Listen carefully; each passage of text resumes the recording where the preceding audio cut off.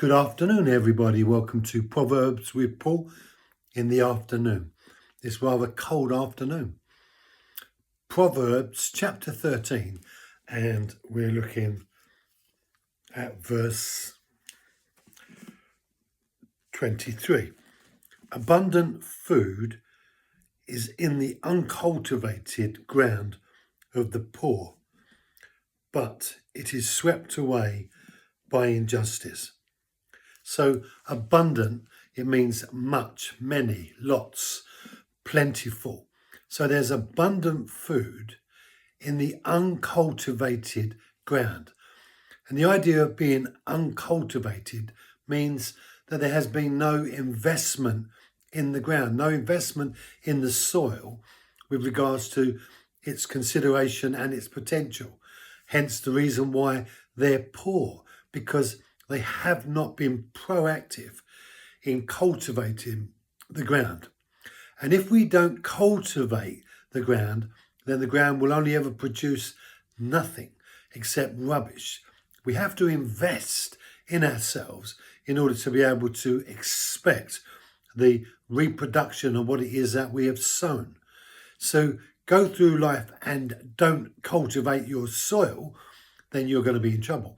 And the part that represents our soil in biblical concepts is the heart.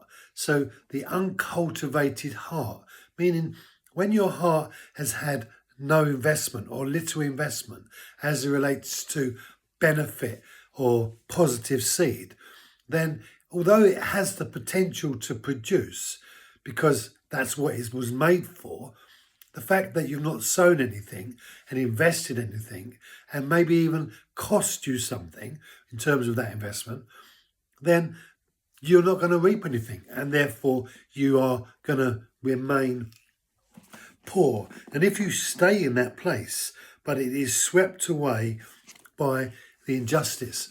Injustice means that something is no longer just, it's unfair. And there's a sense in which sometimes people's predicaments are nothing to do with them. It's just the way life has treated them. And it seems unfair. And yet often when you look at what's behind the scenes as it relates to the life that we might be referring to, you can often see neglect, abandonment, an unwillingness to sow. Or if things have been sown, often they are down to negative seed. So the investment that's gone in, there is an investment, but it's so bad in terms of the way and what has been sown that it produces what it is, bad. And so consequently, the person or the situation remains poor. It's not always true that we are responsible for what goes on, but a great deal of the time we can trace it back to our own decision making, our own poor investments or zero investments.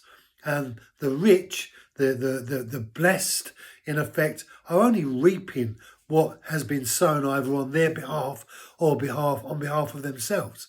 Brothers and sisters, if we are going to grow as Christians, we need to put in some investment.